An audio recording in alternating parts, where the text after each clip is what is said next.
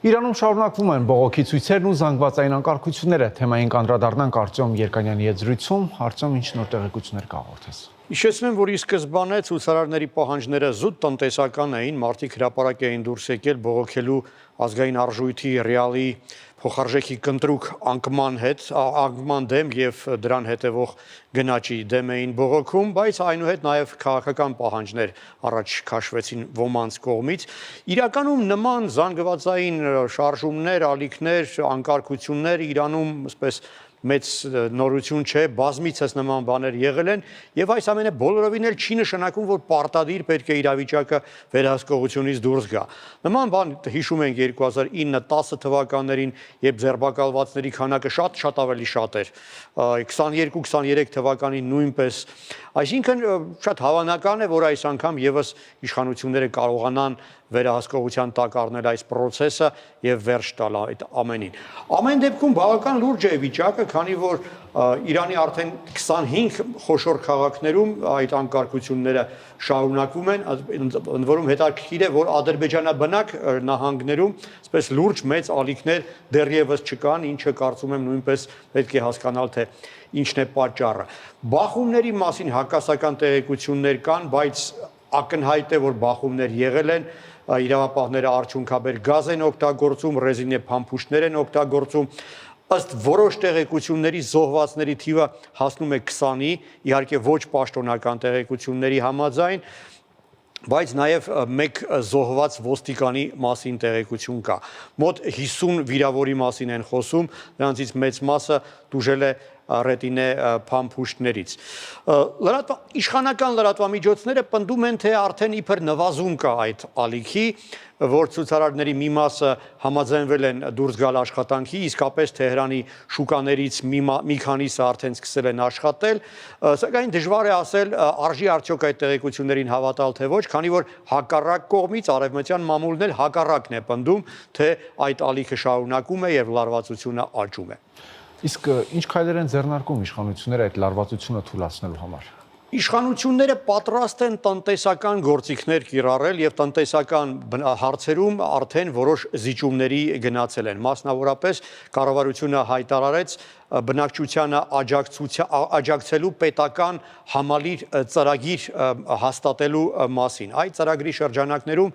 80 միլիոն քաղաքացիներ կստանան հատուցում պետությունից այդ գնաճի հետ կապված։ Սակայն հատկացված գումարը բավական համեստ է, $5 միլիարդ ավելի քիչ, այսինքն հազիվ թե դրանով հնարավոր կլինի լուծել խնդիրը։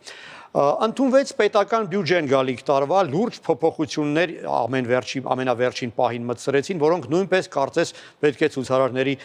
դուրը գային։ Մասնավորապես պետական ծառայողների աշխատավարձը, որը նախնական նախագծի համաձայն պետք է 20%-ով աճեր, վերջնական հաստատված տարբերակով 45%-ով է աճելու։ Ավելացված արժեքի հարկը 12%-ից նվազեցնում է 10%-ի է հասվում։ Սուբսիդավորվելու են նոր որոշ բնագավառներ։ Սակայն կա վտանգ, որ այս ամենը գնաճի այդ նոր խնդիր կառաջացնի եւ ինֆլյացիան ավելի շատ կաճի այս ամենի հետևանքով։ Պարզ է նաև, որ զուտ տնտեսական գործիքներով հազիվ թե հնարավոր լինի լուծել այս խնդիրը, քանի որ արդեն հնչում են շատ հստակ նաև քաղաքական պահանջներ։ Որոշ տեղեր այրում են Այաթոլլահ Խամենեիի պատկերները, հնչում են նաև կոչեր վերադարձնելու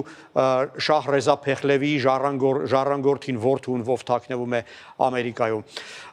Կրկին դա արևմտյան մամուլի տեղեկությունների համաձայն եւ դժվարանում եմ ասել, թե կոնկրետ արևմտյան, թե իրանական լրատվամիջոցներին արժի ավելի շատ հավատալ։ Արտյոմ, իսկ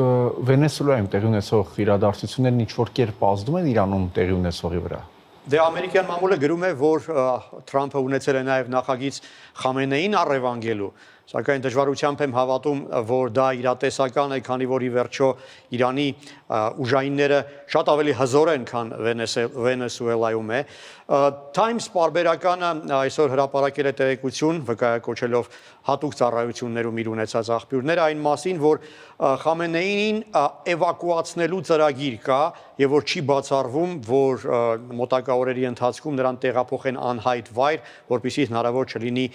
նրան առևանգել կամ իր դեմ ինչ-որ ուժային գործողություններ կիրառել։ Համենայն դեպս այս պահի դրությամբ, ինչպես հասկանում եմ, Խամենեին Թեհրանում է եւ 2 օր առաջ տեսա ուղերձով դիմել էր հայրենակիցներին։ Այնինչ տեղի ունեցավ Վենեսուելայում, իհարկե հարված էր նաև Իրանին։ Վենեսուելան Իրանի հավատարիմ դաշնակիցն էր արևմտյան մայրցամաքում եւ այդպիսով սկսել է թուլանալ հակաամերիկյան առանցքը եւ Իրանը եւս ավելի խոցելի է դառնում։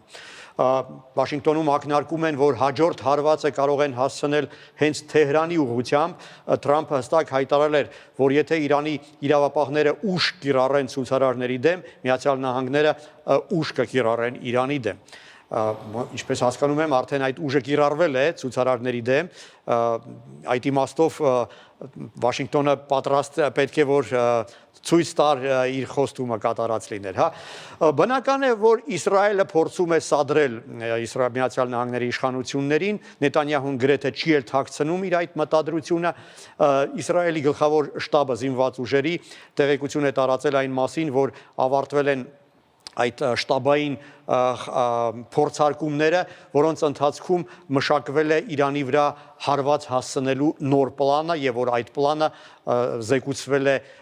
երկրի քաղաքական իշխանություններին, որոնք էլ իրենց հերթին համաձայնեցնում են իրենց գործողությունները Միացյալ Նահանգների իրենց դաշնակիցների հետ։ Շնորհակալություն Արծիվ։